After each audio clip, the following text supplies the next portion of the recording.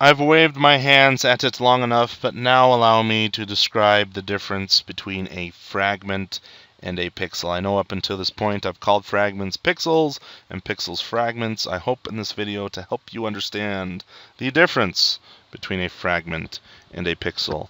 The definition of a fragment is a potential pixel.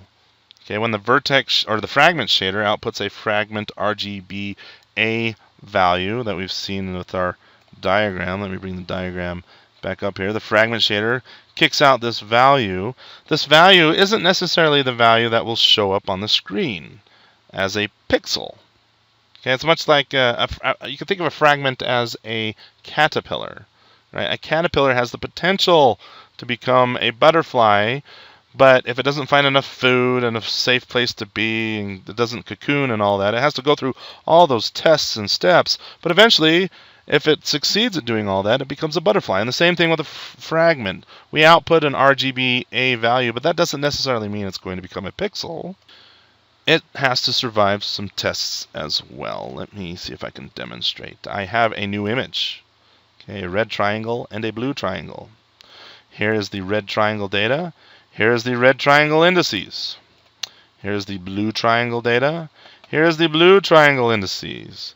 Now when OpenGL goes to render the scene, it first gets into the red triangle and says, oh, I'm going to draw these three vertices. So here are the three vertices of the red triangle. And pretend the whole thing's black right now. And OpenGL goes to work and fills all this in. And out comes a red triangle. And then OpenGL gets to the blue triangle data right here and says, oh, okay, let's render this triangle. And one vertex is there, one vertex is there, one vertex is there. Let's start coloring. And while it colors, it fills in or covers up or erases, essentially. It replaces the fragment values, the RGBA values. Not all of them, but many of them that the red triangle rendered out. Okay, this is called the painter's algorithm when we paint one thing over another. If I want the blue triangle to show up on top, I have to draw it last. And things that are quote-unquote further away, we draw first. We draw the red triangle, and then we draw the blue triangle. Well, that's fine and dandy. How could we fix this if we want to draw the red triangle on top of the blue triangle? Well, one way to do that, probably the easiest way, is say, hey, let's draw the blue triangle first, and then we'll draw the red triangle.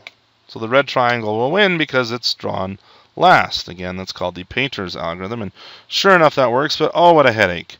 Now I have to remember what triangles to draw on top of which triangles.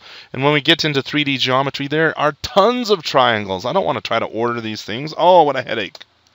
We need a way for us to tell OpenGL, hey, look, the red triangle has precedence over the blue triangle. Or another way to think of it is the red triangle is closer to the viewer, you or me, us looking at the screen. The red triangle is closer to the viewer than the blue triangle is. So give the red triangle precedence over the blue triangle.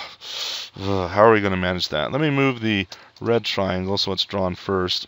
And it doesn't really matter if we can set this up correctly so that the red triangle has precedence. We can draw the red triangle first, we can draw it second. It doesn't matter. OpenGL will take care of the rest. So in that case, if the red triangle has the higher precedence, okay, let's just draw the red triangle by itself. And I'm OpenGL and I need to draw the blue triangle. I'm going to come in here and start filling in these pixels. But when I see that the red triangle is anywhere I see red, I'm not going to draw that. Okay? I'm just not going to cover that up, but I'll still fill in everything else that the blue triangle fills in. So here we go. Let me do that right now. I'll get that in there. And being OpenGL, we'll come over here and we'll draw the rest of these fragments. But oh, wherever the red triangle is, don't draw there, but we can fill this in just fine. And so you can kind of see with my really crummy hand-drawn image here, it almost looks like there's a blue triangle behind the red triangle. I have a hard time staying within the lines. I've struggled with that since elementary school. In this case, we've drawn the blue triangle after drawing the red triangle, yet we did not cover up the red triangle because the red triangle has precedence. When the graphics card comes in here and says, well, let's fill in this pixel right here, because technically, you know, the blue triangle is hiding out back here, kinda. It's kind of crummy, but it's the best I can do with the mouse. When OpenGL wants to fill in all these pixels, it gets the RGBA value from the fragment shader, and it says, oh, you know what? I can't draw you. The red triangle's there. You're rejected. Okay, out pops this caterpillar that says, I want to go in a cocoon, become a butterfly. Nope. Nope, there's already a parking lot there. Your cocoon is dead.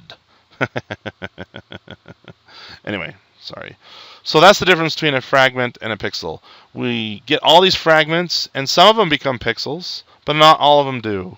And in the next video, I'm going to show you how to set up OpenGL so it will respect which triangle priority, and we do that with depth, and that is the subject of our next video.